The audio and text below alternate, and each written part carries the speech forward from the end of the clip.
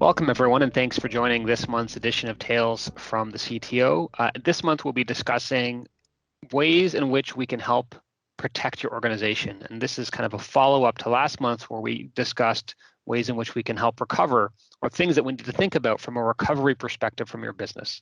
And obviously, recovery is a situation we kind of never want to get into. And this month, hopefully, we can help have a good conversation from a business perspective over what are the things that we need to do to protect yourselves, so that hopefully you don't have to be in that position, or that if you are in that position, you're in as best a position as you can be to bring your business back to operations as quickly as possible.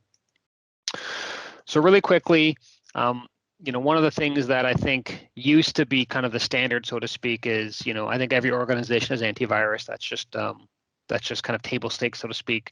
Every organization will have a firewall or some way in which that their network is accessed from the outside. And there's probably some level of patching, and probably there's backups in place.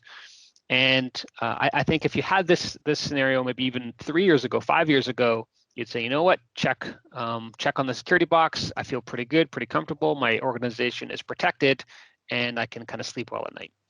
And what we're finding is that's no longer the case. And what we're seeing is that you kind of need a new minimum standard. And this is kind of where we're thinking. So first and foremost, we need to move away from or enhance our antivirus position and get into something that would be called an enhanced endpoint protection solution. And so I know that's technical words, but basically there are solutions that help protect against additional threats beyond just viruses, things like ransomware, crypto lockers. Those are the types of threats that are prevalent right now. Viruses, while still are out there in the wild, so to speak, they're really not easy ways for criminals to monetize those, and therefore are actually not the normal attack vector right now. When people attack your business, they're going to want to make money off of attacking you.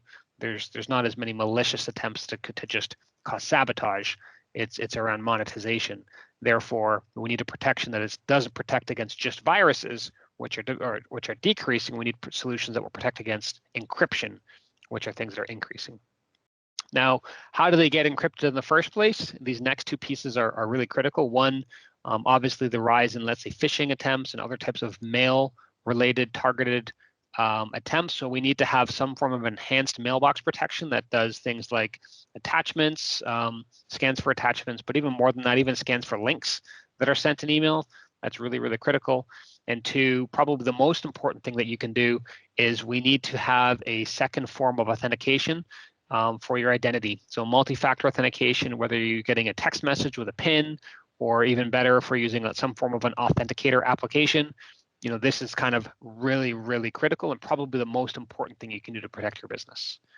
On top of that, obviously, we still need to make sure that we're using a tier 1 firewall that is in support. These are the things that will, for as long as we have offices, will never go away from, a bare minimum, if you will. We need to ensure that we're patching all devices and I probably should even say all applications.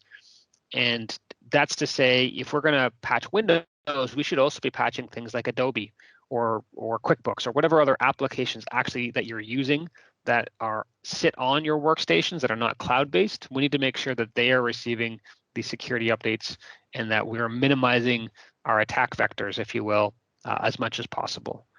And finally, we need to have backups that are independent. And what I mean by that is it's common right now for when hackers get access into your environment, one of the very first things that they're going to do is they're going to look to find where your backups are kept, change your backup schedule, or do something in a way to contaminate your backups, and so that you're kind of at their mercy and kind of forced into paying a ransom.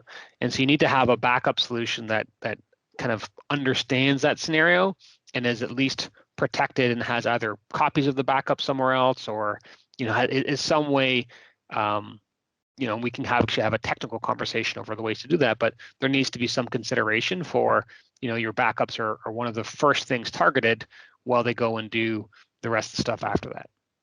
So once you reach this level 2, you're kind of at your new minimum standard. And this isn't to say this is good enough, this isn't to say this is enough or you're done when you get to level 2.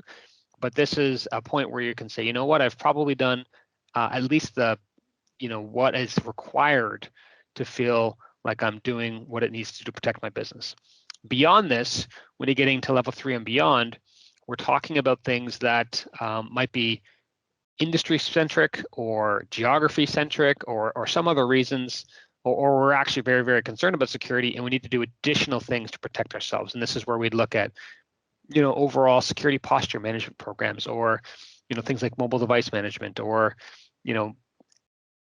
protecting all of the applications that we authenticate into beyond just our own ones that we host, things like Salesforce, or even as innocent things as like your FedEx or your Canada Post accounts. These types of things need to be protected as well. And finally, there are tons and tons of security tools that all play a role depending on what type of threat we're actually trying to protect. I mean, obviously we can't list them all here, but there are things that we can do to continue to enhance and augment our existing security position. So kind of in summary, if you're kind of sitting yourselves looking at this, if you're any of your of the checkbox for level 1 kind of relates to you, I think it's worth a conversation. We need to move you to at least all of the checkboxes in level 2 have been checked off your business, and that will put you in a much better position to sleep well at night and feel like you're doing at least the bare minimum, so to speak, to protect your business. As always, if you have any questions, happy to have a conversation. You can reach us at cto@proserveit.com. Thanks for listening, and see you next month.